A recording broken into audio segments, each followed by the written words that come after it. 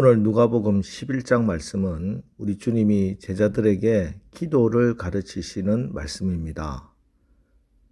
우리 주님은 제자들에게 설교를 가르치신 적이 없습니다. 목회 행정을 가르치신 적도 없습니다. 우리 주님이 제자들에게 끊임없이 가르치신 것은 기도입니다. 왜냐? 우리가 제자의 길을 걷기 위해서 가장 중요한 것이 기도이기 때문입니다. 여러분, 우리 기도합시다. 기도밖에 없습니다. 이번 11월 한 달 특별히 더 기도하고 기도해서 하나님의 영광을 보는 복된 한 달 되시기를 주님의 이름으로 축원합니다. 오늘 누가복음 11장에 보면 먼저 주기도문이 나옵니다. 마태복음에서는 너희는 이렇게 기도하라 하고 하늘에 계신 우리 아버지여 하고 바로 주기도문이 나오는데, 오늘 누가복음에서는 먼저 예수님께서 제자들에게 주기도문을 가르쳐 주신 동기가 나옵니다. 1절, 예수께서 한 곳에서 기도하시고 마치심에 제자 중 하나가 여짜오되 주여, 요한이 자기 제자들에게 기도를 가르치신 것과 같이 우리에게도 가르쳐 주옵소서. 여기서 보면 예수님의 제자들이 요한, 세례요한입니다. 세례요한이 제자들에게 기도를 가르쳐 준 것처럼 기도를 가르쳐 달라고 요청합니다. 자, 그럼 왜 제자들이 예수님께 기도를 가르쳐 달라고 했을까? 예수님 당시 메시아가 곧 와서 하나님 나라를 실현하리라는 종말에 대한 부흥운동이 많이 일어났습니다. 이런 부흥운동을 하는 사람들은 그들의 소망을 담아 특별한 기도문을 작성했습니다. 그리고 이 기도문을 자신의 제자들에게 가르쳐 날마다 하나님께 기도하게 했습니다. 그러니까 이 기도는 어떤 개인적인 간구라기보다는 신앙의 결단, 즉 주님, 우리가 당신을 따라다니며 목적하고 소망하며 우리의 삶에서 성취하기를 위해 헌신해야 하는 것이 무엇인지, 늘 우리가 확인하고 일깨워야 하는 것이 무엇인지 가르쳐 주십시오 하는 그런 말입니다.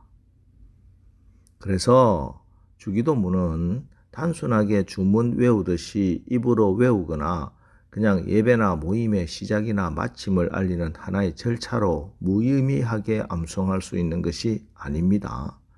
이 기도문으로 기도하는 것은 우리가 예수님의 제자로 예수님과 함께 예수님의 길을 가며 예수님의 하나님 나라를 구하며 그 나라를 섬기고 살겠다는 서약이고 다짐이고 재확인입니다. 우리는 주기도문을 통해서 우리가 그리스도 안에서 살고 그리스도인 나라를 섬기고 받들겠다는 다짐을 하는 것이며, 우리가 어떤 나라와 어떤 주인에게 속했는지를 수시로 확인하는 것입니다. 우리가 주기도문을 드릴 때마다 이런 다짐과 결단, 그리고 하나님 나라 백성으로서 확신을 가지시기를 축복합니다. 그리고 우리의 기도는 이런 면만 있는 것이 아니라 또 우리의 개인적인 간구, 우리의 문제를 하나님께 아뢰고 또 하나님의 응답을 받는 것, 이것도 또한 분명 우리의 기도입니다. 그것이 오늘 누가복음에서는 주기도문을 이어서 바로 나오는 한밤중에 찾아온 벗을 위하여 떡을 구하는 비유의 말씀입니다. 이 비유 내용은 당시 이스라엘에서 흔히 일어날 수 있는 일이었습니다.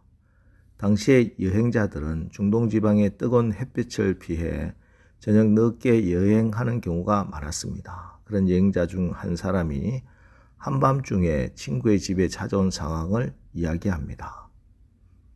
당시 이스라엘에서는 나그네가 자기 집을 방문하는 것을 축복으로 생각했습니다. 왜냐하면 많은 집 중에서도 자기 집을 나그네가 선택하므로 자기가 친절을 베풀 기회를 주었다고 생각했기 때문입니다.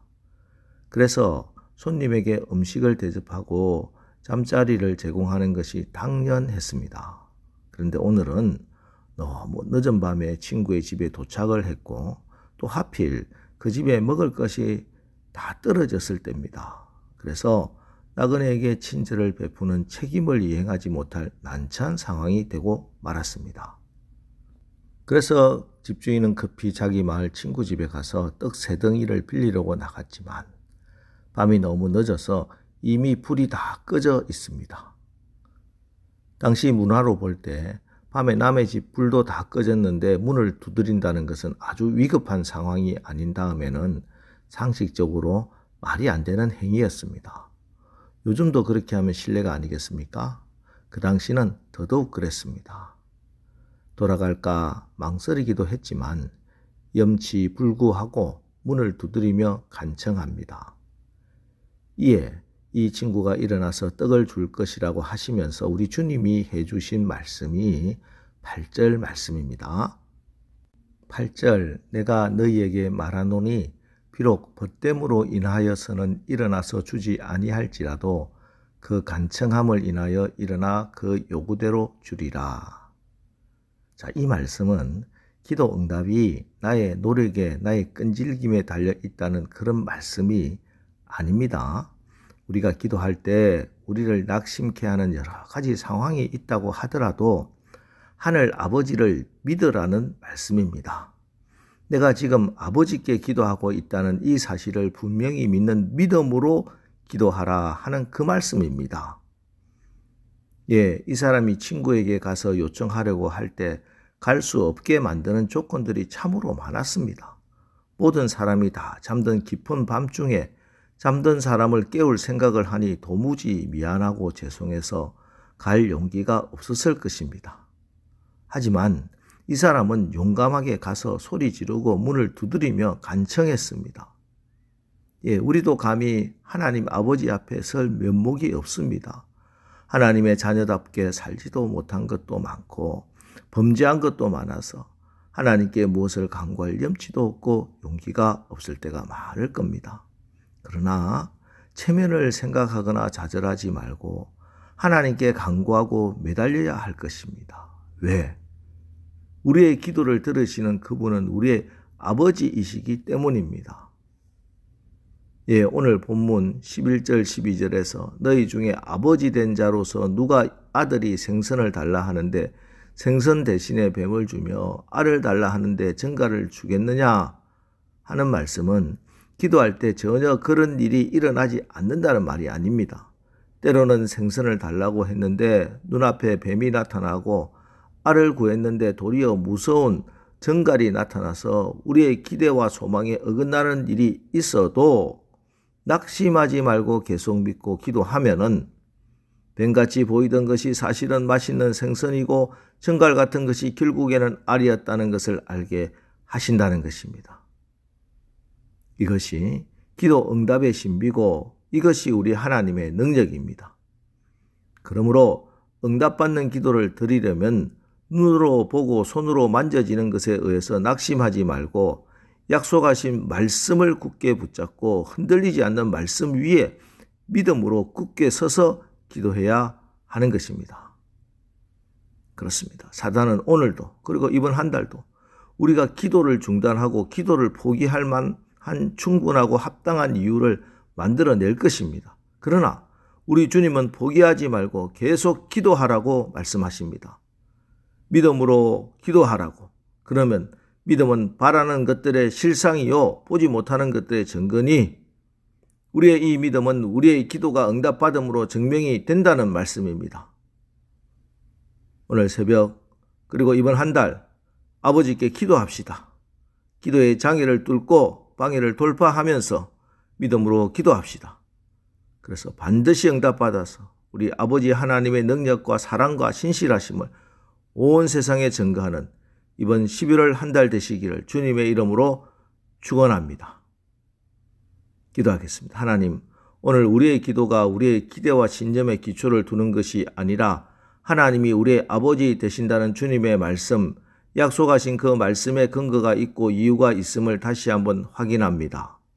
주님, 이번 11월 한 달 우리가 하나님의 말씀과 하나님의 뜻이 이 땅에 이루어지는 것에 소망을 두고 믿음으로 기도하고 응답받아서 우리 아버지 하나님의 능력과 사랑과 신실하심을 온 세상에 드러내고 하나님께 영광을 돌리는 이번 11월 한 달 축복의 달이 되게 하옵소서. 예수님의 이름으로 기도합니다. 아멘. 자, 이제 오늘 말씀을 붙들고 주여 오늘 하루도 또 이번 한 달도 우리의 기도가 신실하신 아버지 하나님을 믿는 믿음 말씀에 기초한 믿음의 기도가 되어 모든 기도에 응답받아 하나님께 영광을 돌리게 하옵소서. 우리 합심해서 기도하고 나가겠습니다. 우리 기도하겠습니다.